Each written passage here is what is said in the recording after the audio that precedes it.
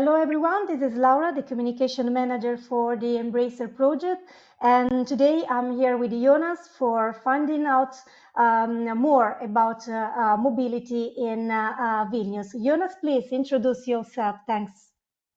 Hello everyone, my name is Jonas Damidavičius and I'm head of sustainable mobility in Vilnius Mobility Agency. So my responsibilities are implementing sustainable mobility infrastructure and implement mobility services in all mobility ecosystem here in Vilnius. Thank you, Jonas. So, a first question for you. What's the biggest, the main mobility challenge in your city or region?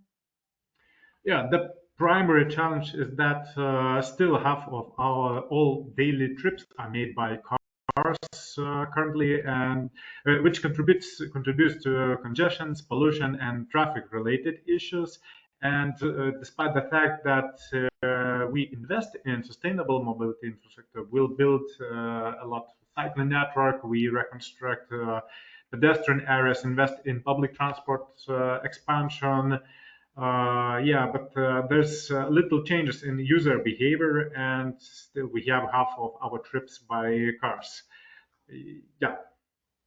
Yeah, I think you partially answered to my second question, but what's a possible solution for trying to improve mobility in your area, in your territory? Yeah, as I mentioned before, we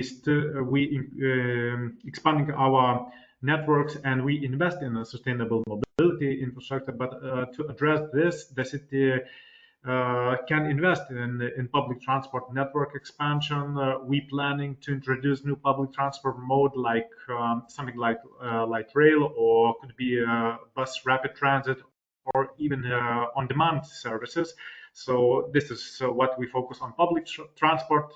Especially, we have to implement parking policies with higher fees, can discourage car use, and generate revenue for sustainable projects, and of course, further development of sustainable mobility infrastructure such as bike lanes, pedestrian zones, or shared mobility hubs can promote active and shared transportation.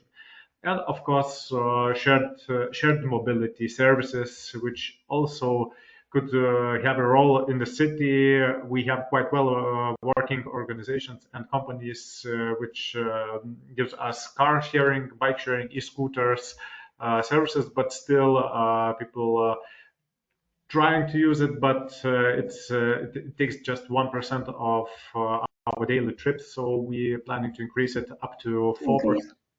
So yeah.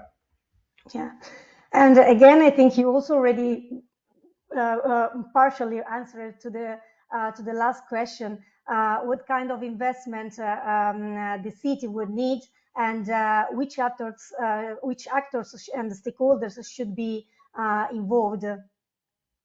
Yeah, tough question about investment.